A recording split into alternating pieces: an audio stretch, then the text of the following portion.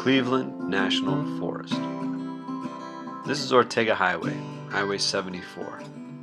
I'm going to take this out today to El Carisso Truck Trail, tell you a little bit about it, and show you around. I'm going to speed this highway frame up here a little bit, just give you an idea of the drive. It's a really fun drive. It's popular with motorcycles, and you can see why.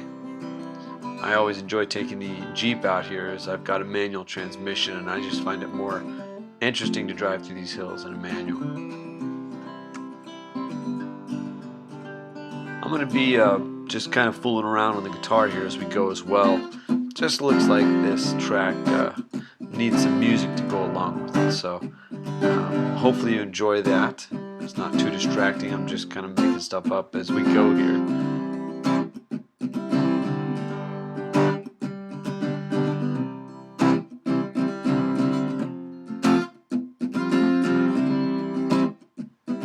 Just about to come to the end of Ortega as we pull into the El Carisso area, and I unfortunately didn't get any video of passing the El Carisso fire station as I mentioned earlier, but you do pass that fire station, and then immediately on the left there you'll see some dirt trails heading up into the hills, and that's where you turn off.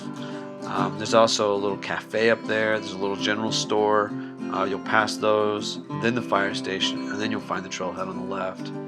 And I basically picked up the filming again shortly after entering the trailhead. So what you're seeing here is essentially the beginning of the trail, and you can see it's not a difficult trail. Four-wheel drive is what I used. I just like the security of four-wheel drive when you're on loose dirt roads such as this. And there's nothing real technical about it, although it had just rained, so there were some pretty deep washout areas and runoff areas. So you just gotta sometimes maybe pick a better line and make sure you're not putting your tire down some deep hole. You caught a glimpse of Lake Elsinore back there, and as we round some of these corners, you'll see that hill up ahead there on the right. Lake Elsinore is just around the edge of that. You'll see it here again. There it is. There are obviously some great views up here. This does happen to be a shorter trail in the area, and I wouldn't come out from where I live just to hit this trail, but certainly if you're in the area and you're doing a couple other trails locally, this is one you can look into and check out. It is a short trail. I think it might be 30 minutes if you run it kind of slowly. But it is beautiful. Not only do you have some of the views, but you can see here the vegetation. It comes over the trail, and it just gives you a real sense of being somewhere other than Southern California. You really get the sense that you're out in the mountains here, and you are. But it's good to be able to see some of the Cleveland National Forest here. You do pass several properties along the way. I'm not really sure what any of them are, but you pass at least 2 or 3 properties.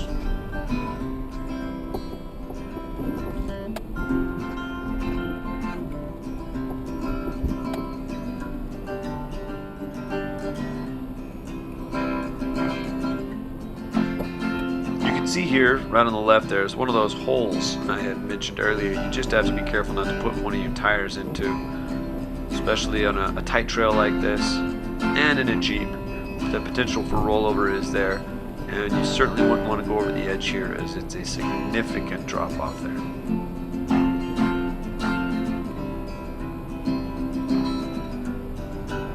Here you can see on the trail immediately over the hood there some of the runoff area where the rain recently has washed out the road. Just makes for a little rougher ride, but most of it was fairly harmless. It wasn't too deep. There were some areas where it had significant runoff, and you really had to be very vigilant on picking a line that wasn't going to cause any damage.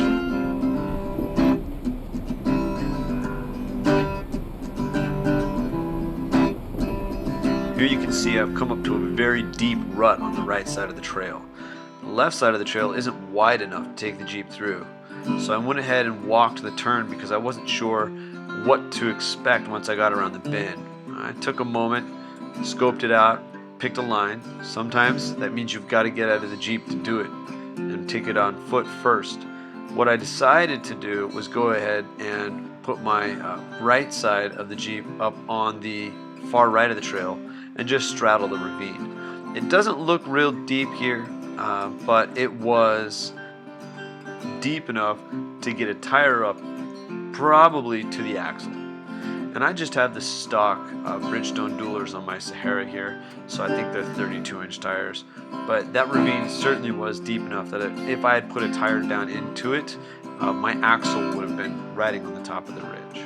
You can kind of get a better idea of how deep that little ravine was there in that shot. And here you get another shot of Lake Elsinore and the surrounding areas. Again, the views are fantastic on this little trail, but they really are very good on most of the trails up here in this area. You just get a broad expanse.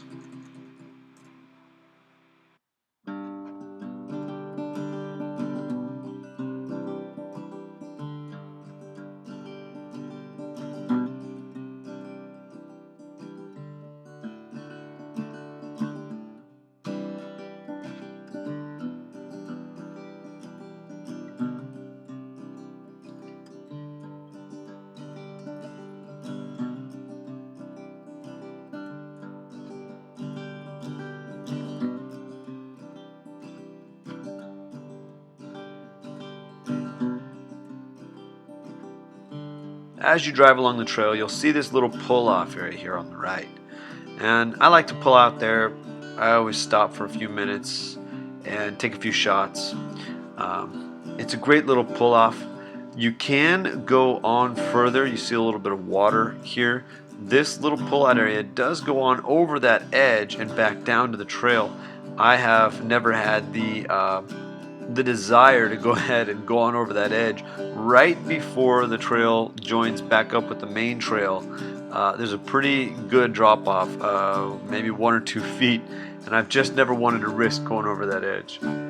Speaking of edge, you can see on the right side here, it's a really good drop off down to some houses and such there on the right. So again, just due diligence. This is one of the reasons I use four-wheel drive, one of the reasons I really appreciate a manual transmission in this situation. Not that you can't do a similar thing with an automatic, and that's engine braking. But, you know, I select the low gear and I let the Jeep just kind of basically crawl down the trail for you. That way you're not using your brakes. You've got four-wheel drive engaged so that if you need it, all 4 tires are pulling you in the direction that you choose. It's just extra security, especially in a situation like this where it is a tight trail and you certainly wouldn't want to fall off.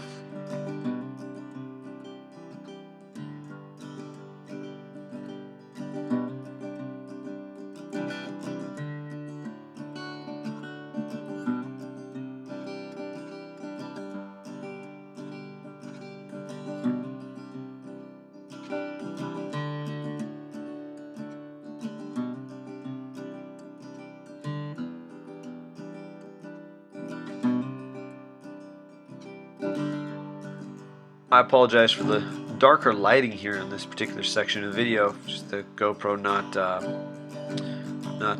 adjusting the exposure for the lighting situation. But you can see Lake Elsinore again off to the left. You pretty much have Lake Elsinore in view most of the time you're on this little trail. It's not a difficult or technical trail. Again, there's nothing technical happening here other than it is a pretty steep grade right here. I think I'm climbing up this in maybe 2nd gear, and I went ahead and put it in 4 low here, just to get the added benefit of that low end power. But the trail is not technical in any way. There's nothing difficult about it. Just making sure you're aware of, you know, paying attention to the actual trail and not just stuck out looking at the view off to the left, because the view is pretty mesmerizing.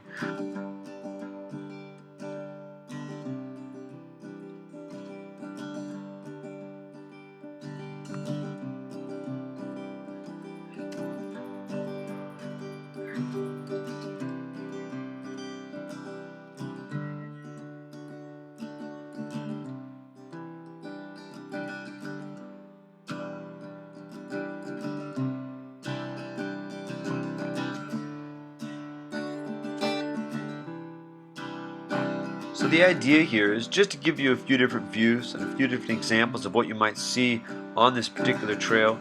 I encourage you to check it out if you are in the area. It's a great little drive. But I've just kind of taken what was, I think, like an hour and a half of video. I did have several areas where I stopped and took some photos and got out, stretched my legs. I condensed that down to as short as possible, which came out to about 13, almost 14 minutes here, but still capture most of the trail itself in that little bit of as little bit of a time as I could.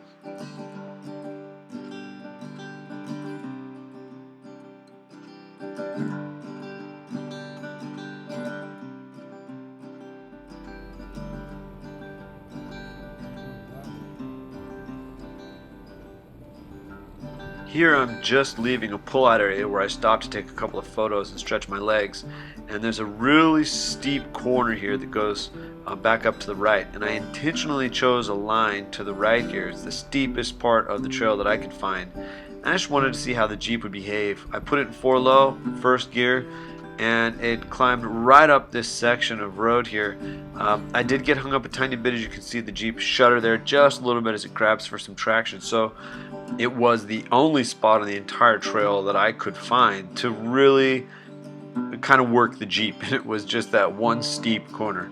Otherwise the trail, like I said, except for the ravine you're seeing in the shot here now, otherwise the trail is not technical in any way, and I could have avoided that steep turn by just swinging out more to the middle or to the left of the turn where it wasn't as steep. Again, I chose that line. I intentionally put it in 4-low right before and first gear just because I wanted to see how the Jeep would treat an incline like that. And I know it didn't probably look very steep in the video, but it was a pretty significant incline.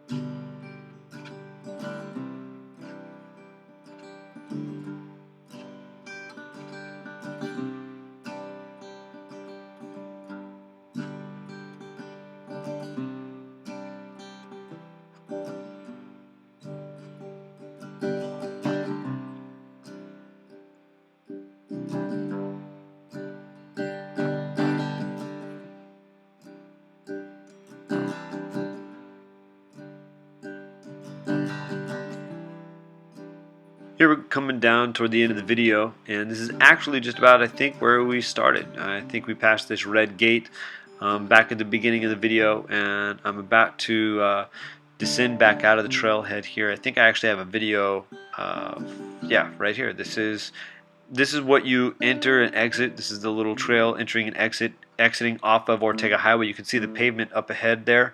That is Ortega Highway. So just past that El Cariso fire station, and this trail is off to your left. Hope you enjoyed it.